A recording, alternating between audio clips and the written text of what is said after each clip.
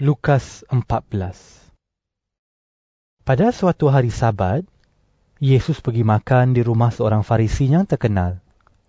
Orang di situ memahati Yesus. Lalu, seorang lelaki yang bengkak kaki dan lengannya datang kepada Yesus. Yesus bertanya kepada semua guru Taurat dan orang Farisi di situ, "Adakah Taurat membenarkan kita menyembuhkan orang sakit pada hari Sabat?" Mereka tidak mahu berkata apa-apa.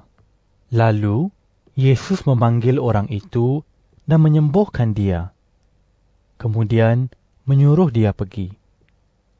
Setelah itu, Yesus berkata kepada mereka, "Jika seorang di antara kamu mempunyai anak lelaki atau lembu yang jatuh ke dalam perigi pada hari Sabat, tidakkah kamu akan menariknya keluar pada hari itu juga?" Mereka tidak dapat menjawab Yesus tentang hal itu. Yesus memperhatikan beberapa orang tetamu yang memilih tempat terbaik. Oleh itu, dia menceritakan perumpamaan ini kepada mereka semua. Dia berkata, "Jika seseorang menjemput kamu ke majlis perkahwinan, janganlah duduk di tempat yang terbaik. Mungkin ada orang yang lebih penting daripada kamu telah dijemput juga. Lalu tuan rumah yang telah menjemput kamu berdua datang kepadamu dan berkata, 'Maaf, tempat ini telah disediakan untuk dia.' Tidakkah kamu akan berasa malu, lalu terpaksa duduk di tempat yang paling belakang? Oleh itu, apabila kamu dijemput, pergilah duduk di tempat yang paling belakang, supaya tuan rumah akan datang dan berkata kepadamu, 'Marilah saudara, duduklah di tempat yang lebih baik.' Lalu kamu akan dihormati di hadapan semua tetamu lain. Orang yang meninggikan diri akan direndahkan, tetapi orang yang merendahkan diri akan ditinggikan." Kemudian, Yesus berkata pula kepada tuan rumah, "Apabila kamu menjemput orang makan siang atau makan malam, janganlah jemput sahabat, atau saudara, atau sanak keluarga, ataupun jiranmu yang kaya. Kelak mereka akan menjemput kamu pula, dan dengan demikian, kamu menerima balasan perbuatanmu. Tetapi apabila kamu menjamu orang, jemputlah orang miskin, orang lumpuh, orang timpang, dan orang buta. Kamu akan diberkati kerana mereka tidak dapat membalas kebaikanmu. Kebaikanmu akan dibalas oleh Allah pada waktu orang baik dibangkitkan daripada kematian." Salah seorang yang duduk bersama-sama Yesus mendengar kata-katanya. Dia berkata kepada Yesus, "Alangkah bahagianya mereka yang akan dijamu oleh Allah di dunia baru Allah." Yesus berkata kepada orang itu, "Ada seorang yang sedang mengadakan jamuan besar. Dia menjemput banyak orang. Apabila tiba masanya perjamuan itu dimulakan, dia mengutus sambannya kepada semua tetamu dengan jemputan, 'Marilah, semuanya sudah siap.' Tetapi seorang demi seorang mula memberikan alasan. Yang pertama berkata kepada hamba itu, 'Aku baru membeli sebidang tanah dan perlu memeriksanya. Maafkanlah aku.' Yang lain berkata, 'Aku baru membeli 5 pasang lembu dan hendak mencuba haiwan itu. Maafkanlah aku.' Yang lain pula berkata, 'Aku baru saja berkahwin. Itulah sebabnya aku tidak dapat datang.' Hamba itu pulang dan memberitahu tuannya segala perkara itu.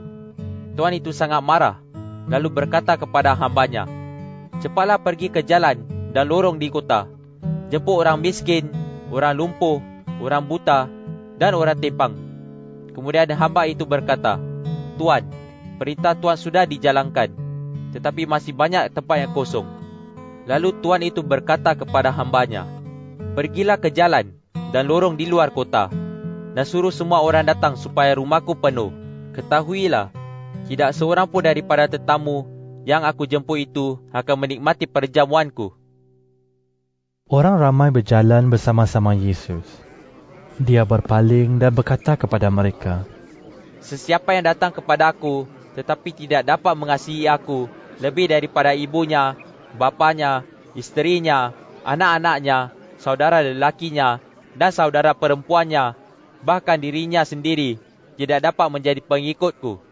Sesiapa yang tidak mahu memikul salibnya sendiri dan mengikut aku, tidak dapat menjadi pengikutku. Jika seorang daripada kamu hendak membina sebuah menara, dia akan duduk dahulu lalu mengira perbelanjaannya, supaya dia tahu sama ada wangnya cukup untuk menyudahkan pekerjaan itu. Jika tidak, setelah meletakkan batu asasnya, dia tidak dapat menyudahkan pekerjaan itu. Lalu semua orang yang melihat apa yang telah berlaku akan mentertawakan dia. Mereka akan berkata, "Lihatlah, orang ini memulakan kerja tetapi tidak dapat menyudahkannya." Jika seorang raja yang mempunyai 10,000 orang askar hendak berperang dengan raja lain yang mempunyai 20,000 orang askar, raja itu akan duduk terlebih dahulu lalu mempertimbangkan sama ada dia cukup kuat untuk melawan musuhnya.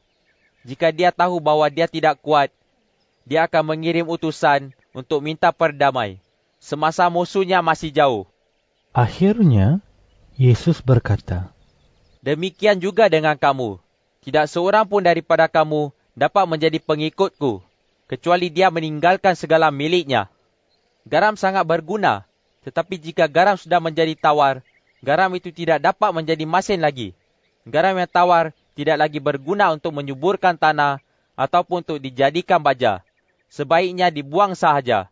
Jika kamu bertelinga, dengarlah baik-baik.